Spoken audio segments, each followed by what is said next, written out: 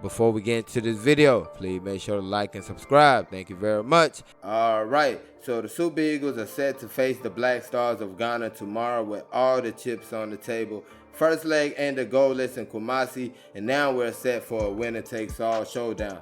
I tell you what, these are the moments where legends are made, and these are the moments where we get to see what these players are really about. Will you stand up and be counted, or will you fold like some clothes fresh out the laundry?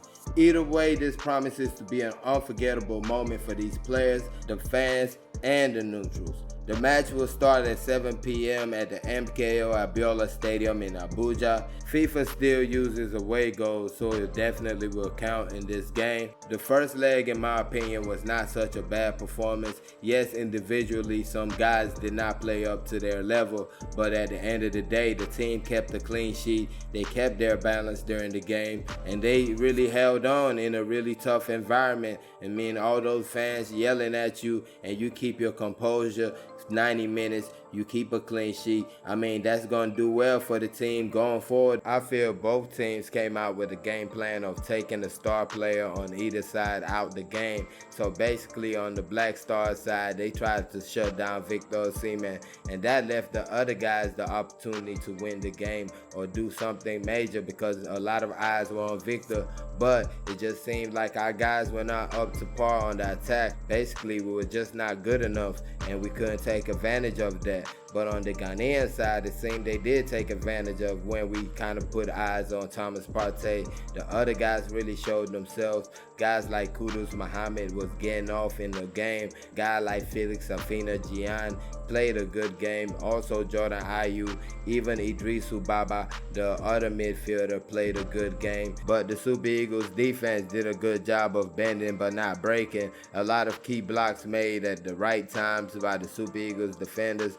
Leon Balogun, Truce Ekong did a good job. Truce Ekong was really good for a guy who has not played for his club. He looked like Watford has been making a big mistake not playing him because he looked really sharp in that game. In fact, him and Ola Aina really looked the sharpest on the defensive side, and these are guys who have not played a minute for their club ever since the AFCON. When it comes to the starting 11 for the next match, I just feel the clean sheet will make it hard for the coach to make any changes in the defensive department. But as far as goalkeeper, definitely no changes are going to be made unless an injury or something that we don't know about has occurred. Francis Uzoho was completely spectacular in that game, and he definitely deserves to start the next game. The defense, like I said, kept a clean sheet, so it will be kind of hard to drop anybody from the defense when they kept a clean sheet.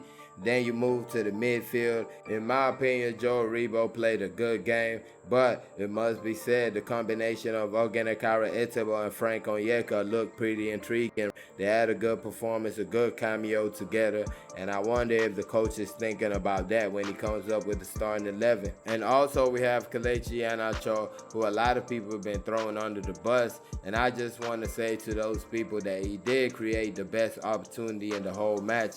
I mean, that was a match-winning opportunity. We've seen players being left on the pitch because they can do that one thing, create that one chance or score that one goal that will help the team win. And I feel like that's the type of player Kelechi Iheanacho is. Not saying that he should start in the next match, but I'm saying just take it easy on the guy. It's not every time that people will be perfect. So, I mean, we should learn how to criticize these players, not just Kelechi Iheanacho, but all the players. We should also see the good things they do and not just dwell on what we think they're doing wrong. I mean, it's clear to see that he made the best pass of the match, and nobody was talking about that.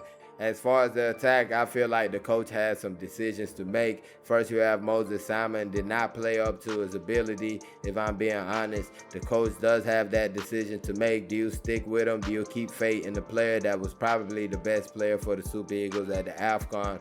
Or do you pick somebody else, one of the other players on the bench? I mean, we have quality players on the bench, so it's not like we only have this player and that's it. We have a whole bunch of good players on the bench, so I'm sure that will make the decision hard. Victor Osimhen, like I said earlier, was double teamed, so you definitely will want to keep him on the pitch if they're going to be double teaming him, and you will hope that the other guys will step up in this next game. Samuel Chukwueze might be carrying a knock. Akinkumi Amu could be a like-for-like replacement. He plays that position. He is left-footed. Then you have Dennis Emmanuel, also has played that position this season. Demolished Manchester United playing in that position, so he definitely can play that position. Then you also have the option of the strikers. You can play two strikers, Odion Ighalo and Osimhen. You can play Sadiq Umar and Osimhen, Iheanacho and Osimhen, really anything and Osimhen. Just to have two strikers up there, we can go the two-striker approach.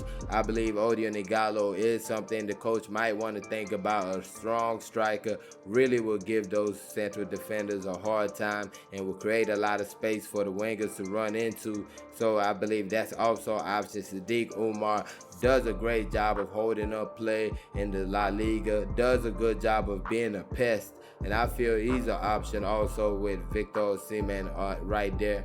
Or you can just play one of those guys as a striker, then put Victor Osimhen on either wing, which he has played on the wing at some time in his career and did a good job at it. I believe he can still do that if the coach would want to do that. For me, the Super Eagles really need to spend less time on the ball, make quicker passes when they're on the ball, and also they need to be clinical when they get into the final third. And I'm not just talking about putting the ball into the back of the net. I'm talking about crosses. I'm talking about making the right pass. They definitely can't be too selfish or too unselfish. They got to take every opportunity as quick as it comes. Well, good luck to the Super Eagles as they take on the Black Stars of Ghana tomorrow.